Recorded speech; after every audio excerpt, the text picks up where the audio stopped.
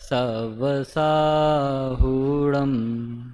मङ्गलं भगवान् वीरो मङ्गलं गौतमो गणी मङ्गलं कुन्दकुन्दाद्यो जैनधर्मोऽस्तु मङ्गलं सर्वमङ्गलमाङ्गल्यं सर्वकल्याणकारकं प्रधानं सर्वधर्माणां जैनं जयतु शासनं जैनं जयतु शासनम।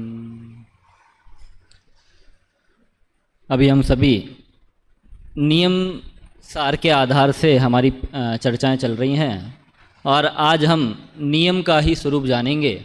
नियम क्या है, कैसे लेते हैं।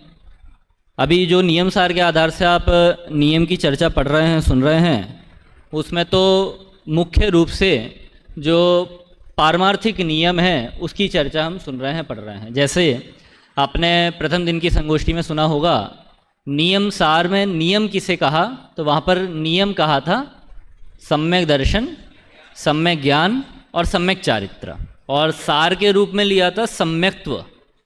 तो जो सम्यक दर्शन है, सम्यक ज्ञान है और सम्यक चारित्र है, इन तीनों को ही वहाँ पर नियम सार कहा था। ये तो पारमार्थिक दृष्टि से हो गया। हम यहाँ पर थोड़ा व्यवहारिक दृष्टि से नियम का स्वरूप देखेंगे कि नियम का स्वरूप क्या है व्यवहारिक दृष्टि से, और व्यवहारिक दृष्टि से ऐसा नियम का स्वरूप क्यों रखा है हमने। ठीक है ना। प्रकरण अपन प्रारंभ करते हैं। सबसे पहले हमारा शब्द है नियम। नियम, नियम को यदि आप देखेंगे तो नियम का मतलब होता है जो निश्चित रूप से करने योग्य हो, वह कहलाता है नियम। अब अपनी आप दिनचर्या में देखना कि निश्चित रूप से जो जो हमें करने योग्य है वो सारे के सारे हमारे नियम हैं। जैसे आपने पद्मनंदी पंचविंशतिका का एक श्लोक सुना होगा, देव पूजा गुरुपास्ति स्वाध्याय संयमस्तपः दानंचेति ग्रस्तानाम षट्कर्माणि। अब ये श्रावक के आवश्यक हैं। आवश्यक का मतलब क्या है कि भैया उन्हें करने योग्य ही हैं। और कैसे, ऑप्शन है क्या? ऑप्शन नहीं है कि इनके लिए तो नियम है। नियम मतलब निश्चित रूप से इनके लिए करने योग्य हैं। तो हम चाहे इन्हें आवश्यक कहें, चाहे इन्हें नियम कहें, तो नियम की परिभाषा तो इतनी हुई कि जो नियम से करने योग्य हैं वह कहलाएंगे नियम। ऐसे यदि मैं मुनिराजों के संदर्भ में कहूँ तो मुनिराजों के अभी आपने व्यवहार चारित्र अधिकार में सुने भी होंगे, उनके भी 6 आवश्यक होते हैं। और केवल वो 6 आवश्यक नहीं, उनके अलावा जो 5 महाव्रत हैं, 5 इंद्रिय विजय हैं, 5 समिति हैं, ये सारे भी उनके लिए अनिवार्य हैं। महाव्रत समझ रहे हो ना। ऑप्शनल तो उत्तर व्रत होते हैं, पर जो उनके महाव्रत हैं या मूल गुण हैं, मूल गुण ऑप्शनल नहीं होते, मूल गुण अनिवार्य होते हैं। तो इसके हिसाब से तो जो मुनिराजों के 28 मूल गुण हैं वो उनके नियम हैं, अर्थात उनको निश्चित रूप से करना ही पड़ रहा है। ये तो ऐसे हमने सामान्य दृष्टि से देखा। यदि आप और भी नियम शब्द के अर्थ खोजने जाओगे ना, तो आपको शब्दकोश में अलग अलग प्रकार से नियम शब्द का अर्थ मिलेगा, और चौंकाने वाले नियम है। नियम का मतलब हम क्या समझते हैं कि हम मंदिर जाएंगे, मंदिर में भगवान के सामने कहेंगे कि आज हमने फला चीज़ का त्याग कर दिया है, सो हमारा नियम है। ऐसे ही समझते हैं ना हम। पर वास्तव में नियम का ये अर्थ नहीं है। ये तो अंदर वाली छोटी सी चीज़ है। नियम और अच्छी चीज़ है। इससे नियम का मतलब क्या, शब्दकोश में 3-4 अर्थ लिखे। पहला अर्थ लिखा नियम का सजा देना। क्या है नियम का अर्थ? सजा देना या दंड देना। दंड को वहाँ पर नियम कहा। और अब तक हम क्या मानते थे? नियम का मतलब कि भैया हम वहाँ पे गए, हम कुछ ऐसा संकल्प विकल्प करके आ गए कि हम आज ये नहीं खाएंगे, फला नहीं खाएंगे, फला हमने छोड़ दिया वो। तो वास्तव में नियम यहाँ पर कहा कि सजा देना, दंड देना। और दूसरा कहा कि किसी चीज़ को धारण करना, वो धारण करना भी नियम है। देखो 2 अर्थ हो गए। और धारण करना तो हमने किया ही, अभी व्रत धारण कर लिए, वो भी नियम ही हुए। मुनिराजों ने वहाँ पे 28 मूल गुण धारण किए, वो उनके नियम हो गए। तो नियम तो ये है ही। इसके अलावा तीसरा अर्थ बहुत अच्छा लिखा, नियंत्रण करना। नियम का मतलब है नियंत्रण करना। नियंत्रण का मतलब है कि कोई चीज़ भटक रही है, विचलित हो रही है। अब वो विचलित हो रही है तो उसको एकाग्र करके कैसे रखा जाए, उसे नियंत्रित करके कैसे रखा जाए। देखिए, नियंत्रित का मतलब पराधीनता नहीं होती। कभी कोई सोचे कि भैया हमारे ऊपर ये हमें हाथ पकड़ के चला रहे हैं, ये हम ही चला रहे हैं, हम अपने मन से कुछ ही नहीं कर पा रहे, ये नहीं होता। नियंत्रण मतलब पराधीनता नहीं है। नियंत्रण का मतलब है सधी हुई चीज। जो चीज है या जो भी हम धारण कर रहे हैं वो एकदम सधा हुआ होना। वैसे ही हमारा जीवन जिससे नियंत्रित हो उसे हम नियम कहते हैं। या जो भी अब तक हमने आज तक सुना हुआ है या हमने ऐसा सोच रखा है कि हम मंदिर में गए, फला फला नियम वगैरह लेके आ गए, तो वो भी हम केवल लेके नहीं आए हैं। उसके पीछे मूल उद्देश्य रहता है कि हमारा जो जीवन है वो नियंत्रित हो। मतलब ऐसा खुला छूटा हुआ ना हो, जहाँ चाहे जहाँ चले जाए। होश ही नहीं है कि हमारा जीवन पाप कार्यों में लग रहा है कि किन कार्यों में लग रहा है, कि अशुभ अशुभ में ही जा रहा है कि कहाँ जा रहा है, हमें ख्याल में ही नहीं है। तो हमारा जीवन एक दायरे में रहे, एक सन्मार्ग में चलता रहे। यदि वो मार्ग में नहीं चलेगा तो भटकेगा तो जंगल के अंदर जाएगा। जंगल में आपको वहाँ पे झाड़ियाँ वगैरह, कांटे सब मिलेंगे, अनेक प्रकार की चीज़ें वहाँ पे घटने वाली हैं। इसलिए यदि मार्ग पर चलना है तो नियंत्रण बहुत जरूरी है। कभी ड्राइविंग की होगी आपने, कईयों ने नहीं की होगी। अगर ड्राइविंग में नियंत्रण ना हो ना तो आप गाड़ी चला नहीं सकते हो, और अगर चलाओगे ना तो रोड पे नहीं चला सकते हो। और अगर बिना नियंत्रण के रोड पे गाड़ी चलाओगे तो रोड पर तो चलाओगे, पता चले रोड के ऊपर किसी और के ऊपर भी गाड़ी चला दी। ऐसे ही है, मतलब वास्तव में नियम हमारा ऐसे ही है कि नियम हमारे जीवन को नियंत्रित करता है। तो इसके 3 अर्थ हो गए। पहला तो हो गया दंड या सजा देना, दूसरा है किसी चीज़ को धारण करना, और तीसरा है नियंत्रण करना। तो इसमें से जो पहला अर्थ है ना, पहला अर्थ क्या किया था हमने, दंड देना। तो ये अर्थ शब्दकोश में तो है ही। यदि आप नियम सार की 120वें नंबर की गाथा है, उसमें नियम का स्वरूप बताया है। उसके बाद एक कलश है, उस कलश में बता रखा है कि नियम, उसके विशेषार्थ में लिखा, वास्तव में शुद्ध नियम क्या है। शुद्ध नियम तो निश्चय प्रायश्चित का नाम है। प्रायश्चित देखिए, हम उसे कहते हैं यदि कभी हमारे से कोई गलती हो जाए ना, तो गलती को सुधारने के लिए जो हम दंड स्वरूप धारण करते हैं उसे प्रायश्चित कहते हैं। तो यहाँ पर तो हमने दंड बराबर नियम कर लिया था शब्दकोश के अनुसार, पर केवल शब्दकोश दंड को नियम नहीं कह रहा है। आचार्य देव खुद कह रहे हैं कि नियम बराबर प्रायश्चित। मतलब ऐसा नहीं कि पहले हम नियम लें उसके बाद प्रायश्चित विधि करें। वो एक प्रसंग अलग है कि हम पहले किसी से नियम लेंगे, अगर उसमें त्रुटि लग गई फिर हम उसका प्रायश्चित करेंगे। पर आचार्य देव यहाँ पे पहले से ही कह रहे हैं कि हमारे से अब तक बहुत सारी गलतियाँ हुई हैं। देखो, नियंत्रित हमने कब किया, जब हमें पता है कि हम अनियंत्रित हैं। कि हमने गाड़ी सही से चलाना कब सीखा, जब हमें पता था कि हमें नहीं आता है। अगर हम वैसे ही में चला दिक्कत हो जाती ना। इसका मतलब है जो हमने नियम लिए हैं वो अपने आप में प्रायश्चित हैं, क्योंकि अब तक हमसे बहुत गलतियां हुई हैं, और जो अब हमने नियम लिए हैं भैया वो प्रायश्चित ही गिने जाएंगे। तो ऐसा है। तो जो पहला अर्थ हमने नियम का दंड किया था उसका स्वरूप तो यहाँ पर आचार्य देव ने खुद ही लिखा कि शुद्ध नियम बराबर निश्चय प्रायश्चित। उस शुद्ध नियम को ही हम निश्चय प्रायश्चित कहेंगे। ये तो नियम शब्द का अर्थ हुआ। यदि आप इस हॉल के बाहर जाएंगे ना, बाहर भी आपको नियम शब्द सुनने को मिल जाएगा। ये वरिष्ठ वाला नियम नहीं बैठा है क्या? हाँ, आने वाला है। तो वो नियम नहीं है। आप जैनों के अलावा अन्य इतर जाओगे तो वहाँ पर भी आपको एक नियम शब्द सुनने को मिलेगा। ये कनिष्ठ वरिष्ठ वाले हैं ना, आपने परीक्षा मुख में या दर्शन शास्त्र का परिचय है, उसमें भी आप पढ़ेंगे वहाँ पर आगे जाके कि वहाँ पर अन्य अन्य योग दर्शन है। उसमें से एक योग दर्शन है, और योग दर्शन में योग का वर्णन बतलाया है, और योग के अंदर उन्होंने 8 प्रकार के योग बतलाए हैं। वो योग दर्शन की बात नहीं है, वो अपने दर्शन में भी आया है। एक अपने यहाँ 12वीं शताब्दी में शुभ चंद्राचार्य हुए हैं जिन्होंने ज्ञानार्णव ग्रंथ लिखा है। उसमें अनेक अधिकार हैं, उसमें से एक 22वें नंबर का अधिकार है। उसमें इन्होंने ये बात लिखी है। देखिए, मैं आपके सामने मूल सूत्र पढ़ता हूँ, आपके सामने तो नहीं आएगा अभी, है ना, आप सुनना ध्यान से, आसान है। अथ कैश्चित यम नियम आसन प्राणायाम प्रत्याहार धारणा ध्यान समाधि इति अष्टांगानि योगस्य स्थानानि, योग के ये 8 स्थान हैं। मतलब हमें कहने में सुनने में ऐसे ही आता है कि जब हम कभी भी 8 स्थानों की बात करते हैं ना, तो 8 स्थान किसके, जो योग दर्शन है ना, उस योग दर्शन वाले के 8 स्थान हैं। वास्तव में ऐसा नहीं है कि ये चीज़ तो सामान्य है और अच्छी चीज़ें हैं, जो अपना ले उसकी हैं, तो उन्होंने कह दी तो उनकी होगी, ऐसा नहीं है कि भैया प्यास लगती है तो हम जैन वाले कहें प्यास लगती है, अजैन वाले कहें प्यास लगती है, बात तो बराबर ही है ना। इसमें उनकी और हमारी बात कोई नहीं होगी। ये तो सादा चीज़ें हैं। यदि अपना जीवन नियंत्रित करना है, अपने जीवन को साधना है, तो इन 8 चीज़ों की आवश्यकता आपको सहज में पड़ेंगी। तो उन्होंने अपने यहाँ कथन किया है, या हमारे शुभचंद्र आचार्य ने ज्ञानार्णव के 22वें नंबर का अध्याय है, इसे प्रकरण नाम से कहा, उसमें इन्होंने ये 8 चीज़ों का वर्णन किया। 8 चीज़ों में दूसरे नंबर पर आया है नियम शब्द, और तीसरे नंबर पर आसन, और चौथे नंबर पर प्राणायाम। तो आसन और प्राणायाम का वर्णन अपन पहले देख चुके थे, है ना, कईयों को ख्याल में नहीं होगा।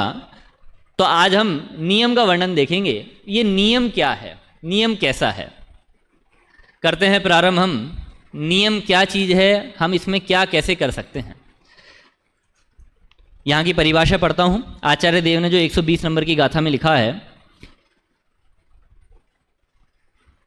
चलिए गाथा ही पढ़ता हूँ, सुनिएगा। सुह असुह वयण रयणम रायाधि भाव वारणम किच्चा अपाणम जो झायदि तत्सदुनियमम हवे नियमा। क्या कह रहे हैं आखिरी में, नियमम हवे नियमा। वह नियम है, निश्चय से नियम है, वह नियम निश्चय से नियम है, ऐसा यहाँ पर कहा। तो इसका अर्थ देखते हैं पद्यानुवाद में। शुभ अशुभ रचना वचन वा रागादि भाव जो करे आत्म ध्यान न उनके नियम से नियम है। क्या कहा, शुभ अशुभ वचन रचना और राग आदि भावों का निवारण करके जो भव्य जीव आत्मा को ध्याता है, उसे नियम से नियम कहते हैं। तो पहले हम आदि चीज को देखते हैं। आदि चीज कौन सी हुई यहाँ पर, शुभ अशुभ वचन रचना। समझ में आ रहा है, मतलब वचनों की बात की यहाँ पर कि हमारे वचन कैसे शुभ और अशुभ, और उनकी वचन रचना। आगे कहा राग आदि भावों का निवारण, राग आदि भावों का निवारण, इसे आप कहें व्यवहार नियम। और इसके आगे जो बात आई है, करके जो भव्य जीव आत्मा को ध्याता है उसे नियम से नियम कहते हैं। तो जो आत्मा को ध्याने वाली बात है उसको आप निश्चय नियम में लें, और जो उसके पहले वाली बात है उसे आप व्यवहार नियम में ग्रहण करें। तो व्यवहार नियम में हमारे सामने 2 चीज़ें आई हैं। एक तो आया हमारा वचन व्यवहार, ठीक है, शुभ अशुभ वचन रचना। तो इसमें आप वचन व्यवहार भी ले लेना और अपनी काय चेष्टा आदि सारी चीज़ें ले लेना। और इसके बाद दूसरी चीज़ में लिखा राग आदि भावों का निवारण। तो राग आदि का त्याग करना ये नियम है। तो अब 3 चीज़ें हमारे सामने हो गई। हम जो व्यवहारिक रूप में नियम लेते हैं वो नियम हमारे 3 चीज़ों पे काम करेंगे। कौन कौन सी 3 चीज़ों पे काम करेंगे? पहला है हमारे राग आदि भावों पर, दूसरा है हमारे शुभ अशुभ वचन पर, और शुभ अशुभ रचनाओं मतलब क्रियाओं पर। ऐसा समझना आप, ठीक है। 3 चीज़ों पे हमारा वो नियंत्रण काम करेगा। हमारे मन पर नियंत्रण करेगा, हमारे वचनों पे नियंत्रण करेगा, और हमारे काय पे नियंत्रण करेगा। ये नियम एक बहुत अच्छी चीज़ है। यदि आप कथा पुराणों को उठा के देखोगे तो उसमें नियम के बहुत अलग अलग प्रकार से महत्व दिखलाए गए हैं। जैसे कोई आपने सुन रखे होंगे सामान्य रूप से कि जैसे एक भील था, अब भील से कुछ त्याग नहीं होता था, तो आचार्य के पास जैसे तैसे मिले, संपर्क हुआ आचार्य से। आचार्य ने कहा भैया आपसे कुछ त्याग नहीं होता है, तो आप तो एक काम करो कि भैया कौवे के मांस का त्याग कर देना। केवल ऐसे उदाहरण नहीं है, नियम के आप और देखोगे।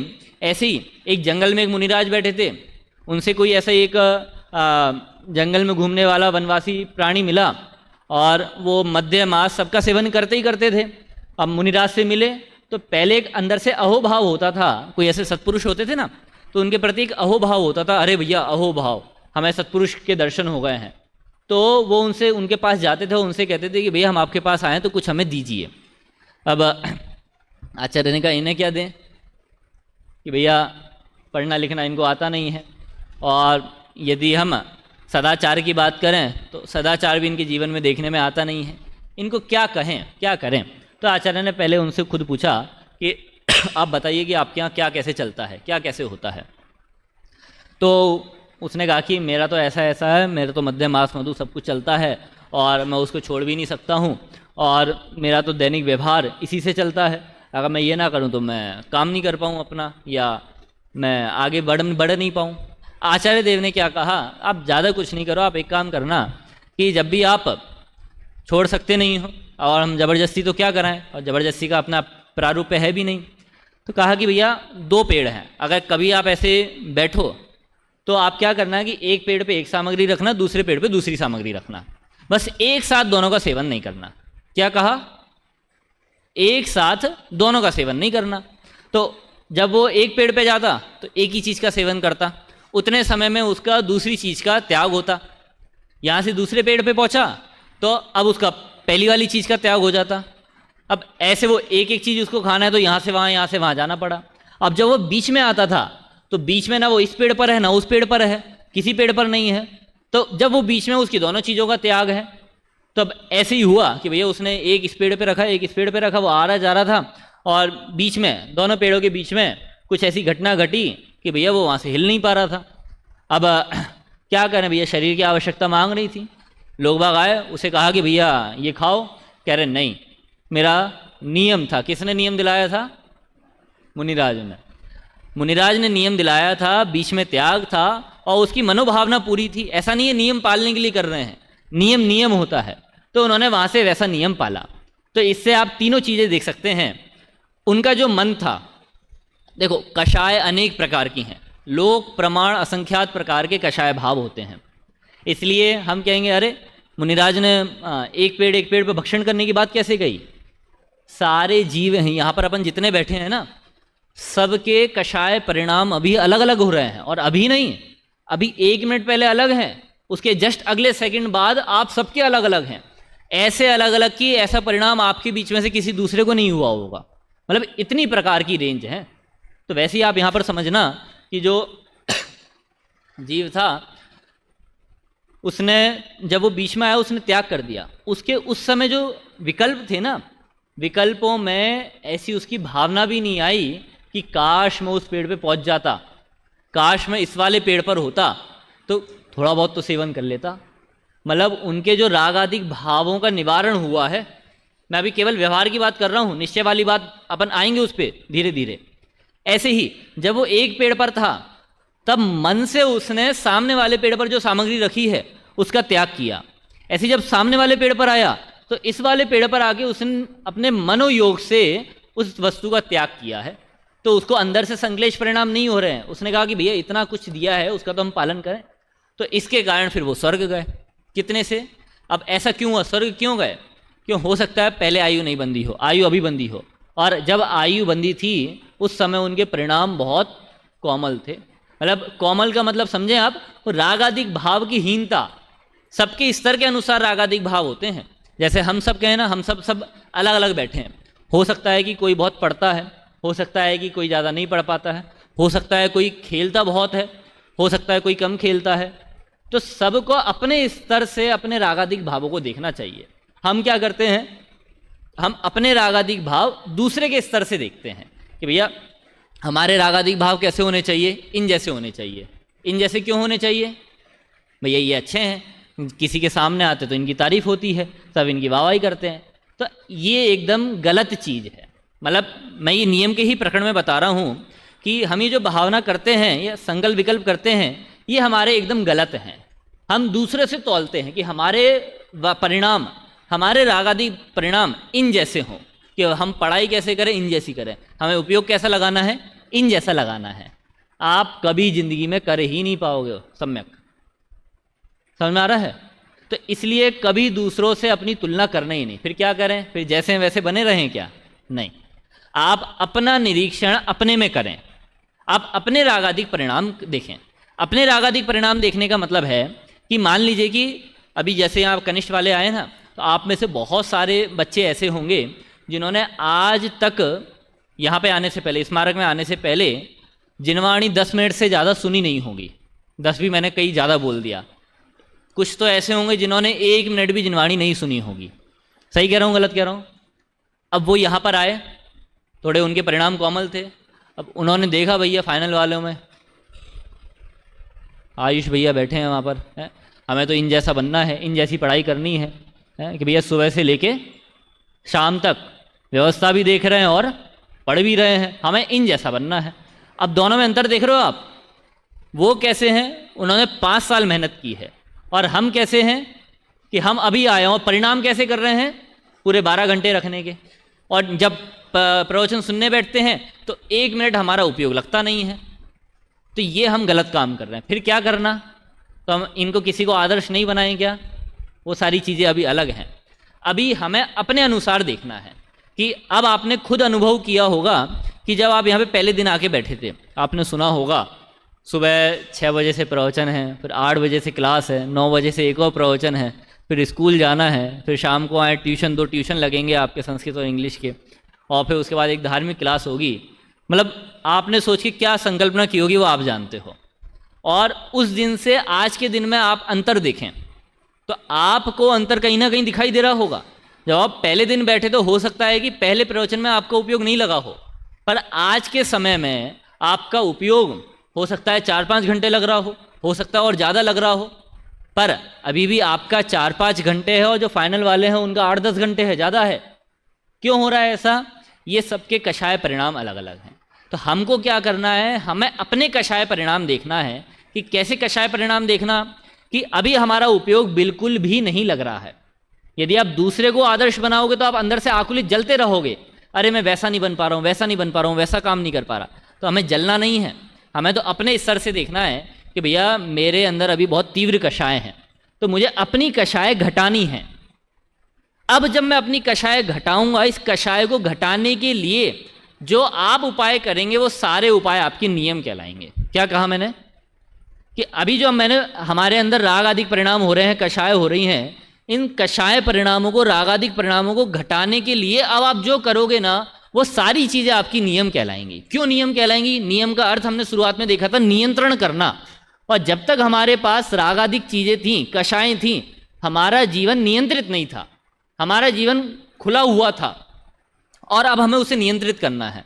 तो नियंत्रित करने के लिए पहला लक्ष्य हमारा होना चाहिए बस इतना कि हमें सन्मार्ग पर आना है, अपना जीवन नियंत्रित करना है। इतना लक्ष्य हमारा प्राथमिक लेवल पर होना चाहिए। अब इसके बाद दूसरा चरण क्या है? अब नियंत्रित करने के लिए क्या करें? समझ में आई आपको चीज़ें? दूसरा लक्ष्य क्या है? पहला तो हमारा लक्ष्य हो गया हमें जीवन अपना नियंत्रित करना है, कषायों को कम करना है, हमें और आगे बढ़ना है। ये दूसरा है नियंत्रित कैसे करें, है ना। मुझे बहुत संकल्प विकल्प हुआ करते थे कि अन्यत्र बहुत सारे, मतलब छोटे छोटे आप स्कूलों में जैसे पढ़ के आए हो ना, तो कभी भी किसी को कोई पनिशमेंट देनी हो ना, तो पनिशमेंट आप कोई सी भी गलती करो, सबकी पनिशमेंट एक होती थी, खेल बंद। नहीं है? याद होगा ना। खैर अपने यहाँ ऐसा नहीं है ना, क्योंकि अपने यहाँ क्या जिनवाणी का अध्ययन करने वाले हैं तो सबको पता है। तो क्या है, आप कहीं पे भी जाओ, सबसे पहला काम क्या होता था कि भैया कोई भी आपने गलती की, शाम का आपका 1 घंटा का जो खेलने का समय था, खेल बंद। लो, दिन भर में 1 घंटा खेलने को मिलता था, खेल ही बंद हो गया और सुधरना होता नहीं था। वैसे ही थोड़ा धार्मिक परिप्रेक्ष्य में आए, परिप्रेक्ष्य में आए, हमसे कोई सी भी गलती हो, हमारा पूरा गुस्सा कहाँ उतरता है? भोजन के ऊपर। कि भैया आज ये गलती हो गई, आज भोजन नहीं करेंगे। आज ये गलती हो गई, आज हम एकासन रखेंगे। आज हमसे गलती हो गई, आज हम उपवास करेंगे। ये सारा काम हमें यहाँ पे ही करना है। खाने पे क्यों गुस्सा उतारना? खाने से संबंधित कोई गलती नहीं थी, फिर भी खाने पे गुस्सा क्यों उतारना? तो अब हमें काम वहाँ पर करना है जहाँ पर गलती हो, मतलब जहाँ पर हमें नियंत्रण की आवश्यकता हो, वहाँ पे काम करना। जैसे आपको एक छोटा सा उदाहरण देता हूँ मैं। मान लो हमने एक नियम लिया कि मुझे प्रतिदिन 10 मिनट स्वाध्याय करना है। सबने नियम लिया, ठीक है, लिया 10 मिनट का स्वाध्याय का नियम लिया। अब दिन भर में इतने काम आए, हमें कहीं कॉलेज जाना है, कहीं घर का काम करना है, कहीं दोस्तों के साथ मजाक मस्ती में लग गए, और हमने सोचा है कि भैया रात में तो फ्री हो ही जाएंगे, और रात में फ्री हो जाएंगे तो रात में काम कर लेंगे। पर प्रसंग ऐसा बना कि जैसे ही हम रात में बैठे, और रात में बैठे तो वहाँ पर हम महफिल जमा के बैठ गए, और महफिल जमा के बैठ गए, और हमारे मन में तो क्या चल रहा है कृष कि भैया स्वाध्याय करना है करना है करना है, और वहाँ पर महफिल में जमे रहे हम। इतने में घड़ी में देखा तो भैया यहाँ पर तो 12 बज चुके हैं, 12 से 12 हो गए, और हमारा नियम क्या था, प्रतिदिन स्वाध्याय करना है। अब स्वाध्याय नहीं कर पाए, हम थोड़े क्या सज्जन थे अनिकेत, तो हमने क्या इसका प्रायश्चित लिया। क्या प्रायश्चित लिया कि भैया आज मैं स्वाध्याय नहीं कर पाया ना, तो मैं कल सुबह का भोजन नहीं करूँगा, ये मैंने प्रायश्चित लिया। ये भी हमारी सज्जनता बता रही है, प्रायश्चित लिया, पर वास्तव में हमने गलत दिशा में वो प्रायश्चित लिया। फिर सही दिशा क्या होगी, हमें काम कहाँ करना है कि हमारा छूटा क्या, देखिए हमारा छूटा वहाँ पे स्वाध्याय करना, तो अब हमने वहाँ पे भोजन छोड़ा, तो हमारे यहाँ जो हमारा नियम था स्वाध्याय करना, इसमें क्या लाभ हुआ। आपको कोई कोई कह जाएगा कि नहीं भैया हमने भोजन छोड़ा ना, तो आपको हमेशा वो अंदर से ऐसा लगेगा यार नहीं आगे से स्वाध्याय नहीं छोड़ना। क्यों नहीं छोड़ना, वरना भोजन छूट जाएगा। तो ये तो आपको पराधीन बना रहे हैं, आपको डरपोक बना रहे हैं। डरपोक बनने वाला काम नहीं है यहाँ पर कि भैया उससे डर डर के काम करें, भोजन रहना पड़ेगा। अरे हमारे यहाँ तो ऐसा है कि भूखा रहना पड़ेगा, हाँ रह लेंगे, वो भी सीना तान के। मुनिराज इनके पीछे नहीं पड़ते भैया भोजन मिले नहीं मिले, तो आप भोजन के पीछे पराधीन बना के आप स्वाध्याय करवाना चाह रहे हो, ये काम नहीं चलने वाला। तो यदि आप स्वाध्याय का नियम है और आप वहाँ पे भोजन छोड़ रहे हो, तो ये कोई भी आपका उपाय नहीं है। तो उपाय क्या होगा वहाँ पर कि हम क्या प्रायश्चित लें, क्या करें काम। अभी हमारी प्रक्रिया कैसी चल रही थी, अब हम कारण पे खोज करें। मान लीजिए हमने 10 मिनट का जो स्वाध्याय का नियम लिया, अब उसके कारण पे खोज करें। मेरा नियम था, लो नियम का नाम लिया, नियम आ गए, ठीक है। मेरा 10 मिनट का स्वाध्याय का नियम था, और दिन भर में मैंने यही सोचा था कि दिन भर में कभी भी कर लूँगा, पर मैंने अपने चित्त के एक कोने में ये दबा के रख रखा था कि मैं स्वाध्याय करूँगा तो जब रात्रि का अंतिम काल होगा ना, तब तो मुझे समय मिल ही जाएगा। तो अब देखो 10 मिनट का स्वाध्याय, उसके पीछे एक छोटा सा कारण मेरे हृदय में छुपा हुआ था कि भैया अभी नहीं सही अब कर लेंगे, अभी नहीं सही अब कर लेंगे, अब नहीं अब कर लेंगे, रात्रि तक तो पड़ा है ना हमारे पास समय, हम तब कर लेंगे। और तब हमारा छूट गया। तो अब हम समय 10 मिनट का स्वाध्याय छूटा, उसके पीछे हमारा था अंदर छुपा हुआ बात कि रात के अंत में कर लूँगा। तो हमारी गलती क्या हुई, हमारी गलती यहाँ पर हुई कि हमने काम किया कि मैं रात के अंत में स्वाध्याय कर लूँगा, और जब अंत में ही हम व्यस्त हो गए तो आप करोगे कहाँ। दिन भर तो आप ये छोड़ते छोड़ते आए होगी हम रात के अंत में कर लेंगे। तो इसलिए आपकी गलती हुई कि जो आपके मन में थोड़ा सा छुपा हुआ था ना कारण, वो गलती थी आपकी। अब आपको काम करना है वहाँ पर। अब क्या प्रायश्चित होगा आपका, आपका प्रायश्चित यहाँ पे होना चाहिए कि 10 मिनट का हमें स्वाध्याय करना है। अब हम रात के अंत में नहीं करेंगे। अब हमारा नियम है कि हम सबसे पहले जब सो के उठेंगे, सो के उठ के 10 मिनट में सबसे पहले हमारा नियम होगा स्वाध्याय करने का, बाकी सब काम बाद में। बात आ रही समझ में? क्योंकि हमें खाना छोड़ने नहीं छोड़ने से मतलब नहीं है, हमारा प्रयोजन तो स्वाध्याय करने का था, और हमारा स्वाध्याय छूटा है, तो हमें काम उस चीज़ पर करना है। और जब हमने नियम ले लिया कि भैया अब हमारी सारी चीज़ें साइड में रहीं, अब जब भी सुबह होगी सबसे पहले हमारा दिन की शुरुआत 10 मिनट के स्वाध्याय से होगी। यदि एक्स्ट्रा टाइम मिल गया दोबारा कर लेंगे, वरना जो हमारा नियम है वो नियम हमारा पूरा बना हुआ रहेगा। और मान लो कदाचित, अभी हमने प्रायश्चित के रूप में ये लिया ना सुबह करेंगे, कदाचित मान लो आपको सुबह जैसी सो के उठे एकदम से आपको कोई दूसरी इमरजेंसी आ गई, आपको उसमें जाना पड़ा, तो अब आप रात का इंतज़ार नहीं करोगे। क्यों इंतज़ार नहीं करोगे?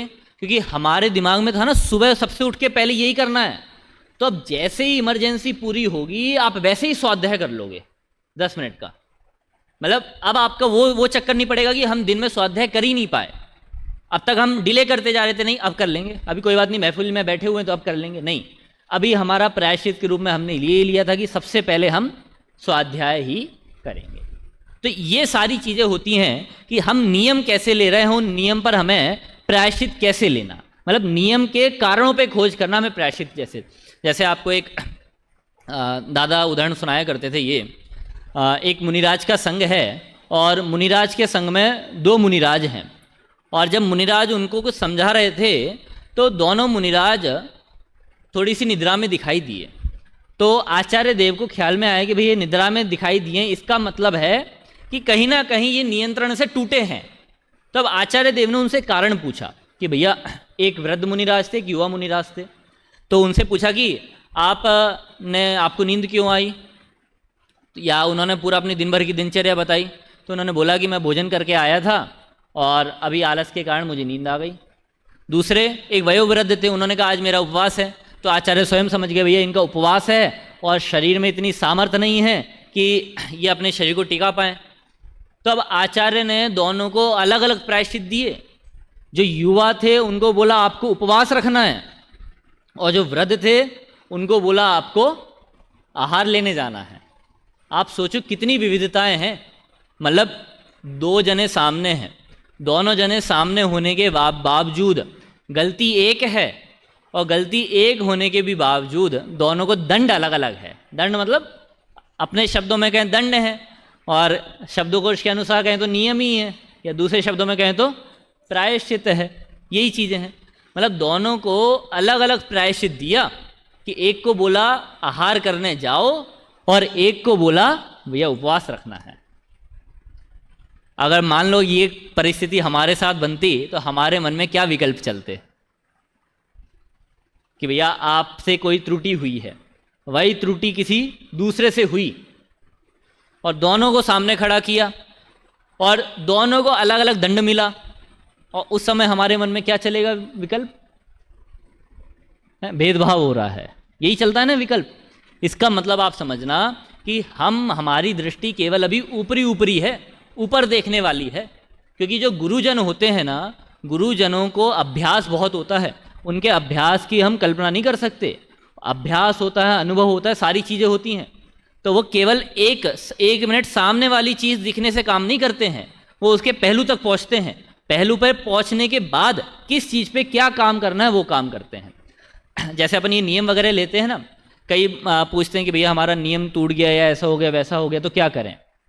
तो इसके लिए एक बार कल्पना दी इसके साथ उनसे चर्चा हुई थी, तो उन्होंने बताया था कि वास्तव में जो नियम इत्यादि होते हैं ना, वो नियम इत्यादि तो हमें गुरुओं के समक्ष लेना चाहिए।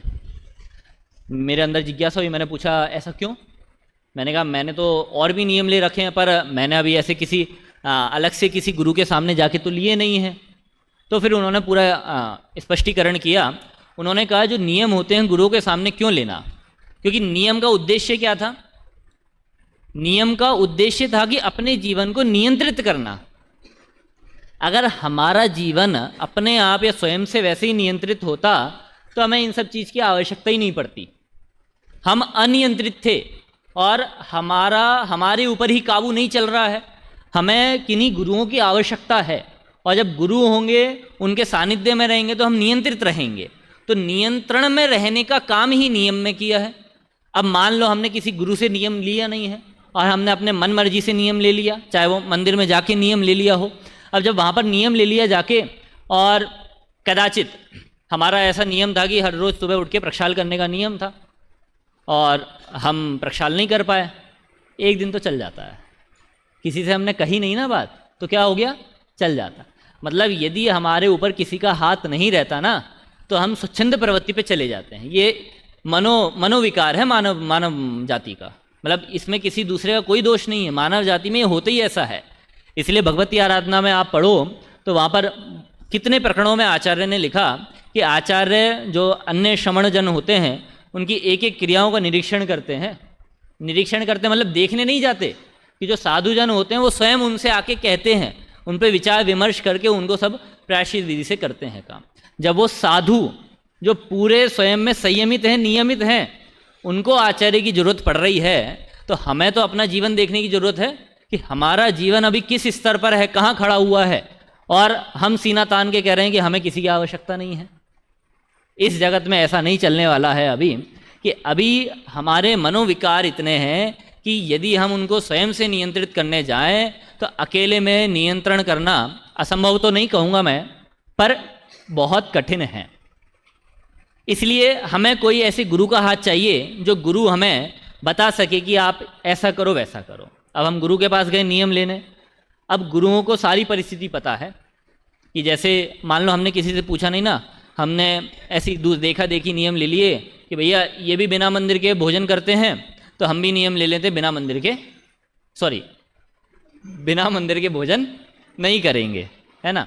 तो ऐसे ही उनको देख के हमने भी नियम ले लिया कि भैया बिना मंदिर के भोजन नहीं करेंगे। फिर हमें बाद में पता चला कि भैया पानी भी नहीं लेते हैं, हमने भी पानी नहीं लेंगे, हम भी पानी नहीं लेंगे। तो हम क्या ये देखा देखी कर रहे हैं। और कभी ऐसी परिस्थिति बनी कि कोई अपवाद काल आया ऐसा कि जिसमें आप मंदिर के दर्शन नहीं कर पाए, और जब मंदिर के दर्शन नहीं कर पाए तो अब हम सोचेंगे अब हम क्या करें भैया, हमने नियम तो लिया था, अब खाएं कि नहीं खाएं। अनेक विकल्प चलेंगे हमारे साथ। तो ऐसी परिस्थिति में क्या, जब आप गुरु के सामने नियम लेने जाओगे ना, तो गुरुओं को पूरा अनुभव होता है, तो वो आपको बताएंगे कि भैया आप नियम लो तो उसको इस प्रकार से लो। जैसे एक संवतभद्र आचार्य हैं, संवतभद्र आचार्य ने आप्तमीमांसा में एक उदाहरण के रूप में एक चीज़ कही। उन्होंने कहा कि यदि किसी ने गौरस का त्याग किया है, तो गौरस का त्याग करने वाला दही भी नहीं लेगा, दूध भी नहीं लेगा, छाछ भी नहीं लेगा, कुछ नहीं लेगा।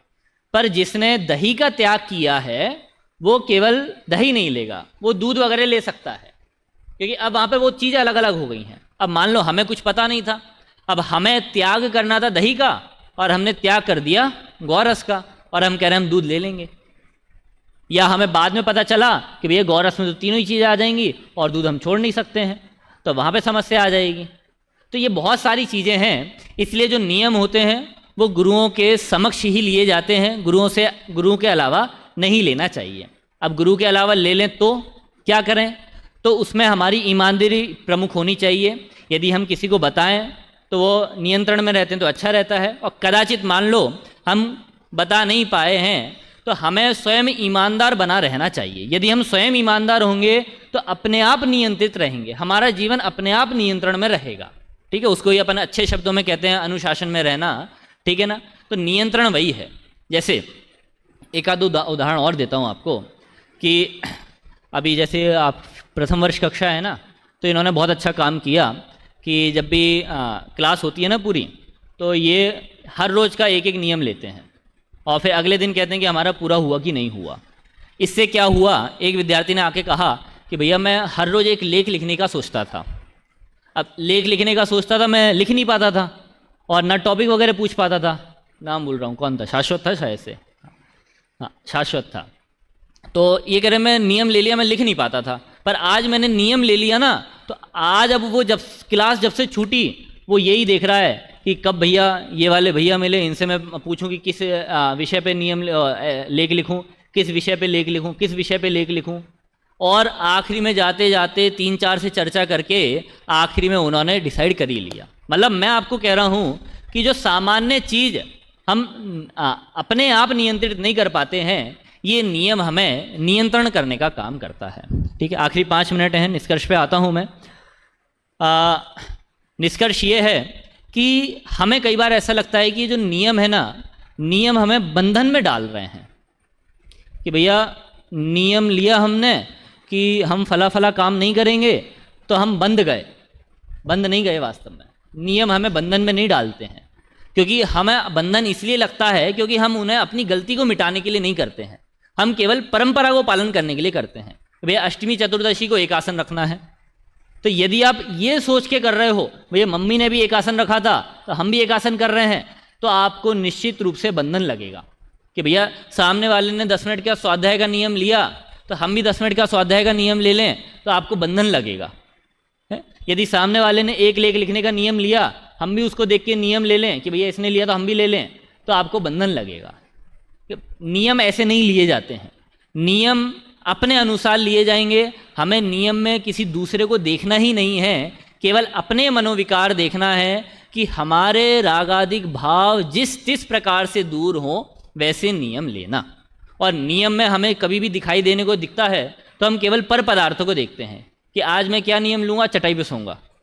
मतलब ये नियम को वास्तव में कोई नियम है क्या कि आज मैं किस पे सोऊंगा, आज तख्त पे सोऊंगा, आज मैं किस पे सोऊंगा, ज़मीन पर सोऊंगा। वास्तव में हमें क्रियाओं पे काम नहीं करना, हमें तो क्रियाओं के पीछे जो कारण छुपा हुआ है ना, परिणाम, अपने परिणामों पे काम करना है। आपको यदि नियम लेना है ना, आप ये नियम लो कि भैया आज मैं दुखी नहीं होऊंगा, और दुनिया को चैलेंज दो, मन में नहीं रखना। अब आपने नियम ले लिया है ना, तो अब आप दुनिया को चैलेंज दो, सामने आके कहो कि भैया आज मेरा नियम है कि आज मैं दुखी नहीं होऊंगा। अब देखो सब आपकी परीक्षा लेने के लिए लग जाएंगे। आप एक कदम आगे बढ़ाओगे, सब टांग अड़ाएंगे, आपको हर समय सताने की कोशिश करेंगे। और यदि आप अपने नियम पे चले तो आप देखना, आपको इतना मज़ा आएगा कि आज पूरे दिन भर यहाँ पे 200 हैं, 200 के 200 ने सताया और मैं परेशान नहीं हुआ। और वरना डेली क्या होता था, कोई एक सताए और एक में मैं दिन भर परेशान होता रहता था। तो नियम लेने हैं तो ऐसे नियम लो आप कि जो हमें सुखी कर पाएँ, कि हमें नियंत्रित कर पाएँ। नियम लेना है, हमें क्रोध आता है तो आप नियम लो कि भैया आज मैं क्रोध नहीं करूँगा। हो सकता है अलग अलग स्टेप हो। नियम लो कि मैं आज व्यक्त नहीं करूँगा क्रोध, बाहर से अंदर मन में आए सो आए, तो आप बाहर व्यक्त नहीं करोगे। अगले और नियम लो ऐसे कि भैया मैं मन में ही क्रोध के विकल्प नहीं उत्पन्न होने दूंगा, चाहे जैसी परिस्थिति बने मैं क्रोध के विकल्प नहीं उत्पन्न होने दूंगा। ये नियम लो तो आपको सार्थक होंगे कि भैया आज आप नियम लो कि भैया आज मैं मान कषाय उत्पन्न नहीं होने दूंगा, कि भैया प्रवचन में बैठा हुआ हूँ और यदि किसी ने मेरा नाम लिया तो मैं उसी साम्य भाव से सुनूंगा जिस साम्य भाव से सुनता था। तो वास्तव में अपने जो रागादिक निवारण की बात आई ना, अभी अपन ने पढ़ा नियम से नियम है, वो नियम से नियम कब कहलाएंगे, ये नियम कहलाएंगे। आप अपने मन में ही ऐसी कल्पनाएं करो, मान लो कदाचित कोई ऐसी परिस्थिति बन गई जिस परिस्थिति में मुझे भूखा रहना पड़ रहा है। अब भूखा रहने के बाद नहीं सोचो आप कि भैया आज तो भोजन मिलेगा ही नहीं, अब मैं क्या उपाय करूं, मुझे ये जुटाना पड़ेगा वो जुटाना पड़ेगा। अरे भूखे रहने से पहले ये विचार करो कि यदि कदाचित मुझे भोजन नहीं मिला अब मैं क्या करूंगा। अभी केवल विचार पे रखो, और विचार पे जब आप सोचोगे ना कदाचित आपको भोजन नहीं मिला तो आप इतने निराकुल होगे, आपको कोई परेशानी नहीं होगी। पर ये कब काम होगा, जब हम मानसिक कसरत पहले करेंगे, बाद में नहीं। ऐसी 9 कषायों के नियम लो आप कि भैया भय, आज मेरा नियम है कि मैं डरूंगा नहीं। देखो कितने अच्छे अच्छे नियम हैं। अभी तो अपन ने सुना था कि यही नियम होते हैं। अब मैं जो आपको नियम बता रहा हूँ ना, आप इसी को नियम सार में पढ़ना, तो जो वास्तविक निश्चय नियम है ना, आप उस कैटेगरी में चले जाओगे। क्यों लिखा नहीं है वहाँ पर अभी, निष्क्रोध है, निर्माण है, ये क्या चीज़ें हैं, तो ये सारी चीज़ें हैं। और वास्तव में हम निश्चय कहते हैं ना तो हमारे मन में एक ऐसा लगता है कि कोई बड़ी चीज़ बता दी, अलग सी चीज़ बता दी, हमारे हाथ में है ही नहीं। अरे सारी चीज़ें हमारे हाथ में हैं, मतलब हमारी आत्मा ही हमारे हाथ में नहीं होगा तो क्या हमारे हाथ में होगा। तो दूसरी चीज़ों को अपने हाथ में नहीं रखना, ये अपने हाथ में रखना। नियम लो तो ऐसा नियम लो जिससे हमारे रागादिक भाव कम हो और हम निरंतर इस मोक्ष मार्ग में आगे बढ़ते जाएं, और मुझे इस संसार के दुखों को भोगना ना पड़े, इन संसार के दुखों से मैं छूटकर निर्मुक्त हो जाऊं। ऐसे नियम लेंगे तो हमारे वे नियम सार्थक होंगे और हमें एक विशेष प्रकार का आनंद आएगा। इसी प्रकार मैं अपने वचनों को विराम देता हूँ।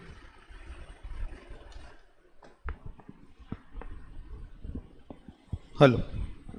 नियम एवं प्रतिज्ञाएं स्व में स्थित होने के उपाय हैं, सुखी होने के उपाय हैं, स्वतंत्र होने के उपाय हैं।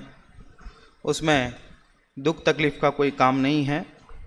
नियम सार ग्रंथ पर आधारित शिविर है, इसलिए नियम शब्द को लेकर के चारित्र के स्तर पर भी जो हम प्रतिज्ञाएं लेते हैं उस बारे में बहुत अच्छी चर्चा पंडित अमन जी शास्त्री लोनी, इनके माध्यम से हम सभी ने सुनी है। आप इसी महाविद्यालय के स्नातक हैं। आप ही क्यों, मुझे मेरे ख्याल से इनके परिवार से 20 से 25 शास्त्री हैं। अपने आसपास के सब बाल ब्रह्मचारी अभिनंदन जी शास्त्री से शुरू हुआ, उनके पूरे रिश्तेदारों में आप भी हैं और आपने भी यहाँ से शास्त्री किया। शास्त्री करने के उपरांत शिक्षा शास्त्री का अध्ययन किया। उसके पश्चात से महाविद्यालय में अधीक्षक के रूप में सेवाएं दे रहे हैं। अध्ययन में भी बहुत होनहार हैं और यहाँ अध्यापन कार्य विशेषतः करणानि योग आदि विषयों में विशेष रुचि रखते हैं।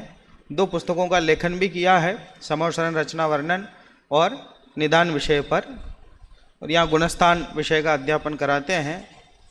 और गुणस्थान के हिसाब से अलग अलग भूमिका भी इनकी बनती है। जब अध्ययन करते हैं तब वो 12वें गुणस्थान में जैसे होते हैं ना वितरागी, वैसे होके अध्ययन करते हैं। जब कक्षा पढ़ाते हैं तब 6वें 7वें गुणस्थान में जैसे मुनिराज हैं, वैसे होके पढ़ाते हैं। और जब विद्यार्थियों से मिलते हैं तो 5वें गुणस्थानवर्ती जैसे साधर्मी हैं, वात्सल्य भाव रहता है वैसे। और जब विद्यार्थियों को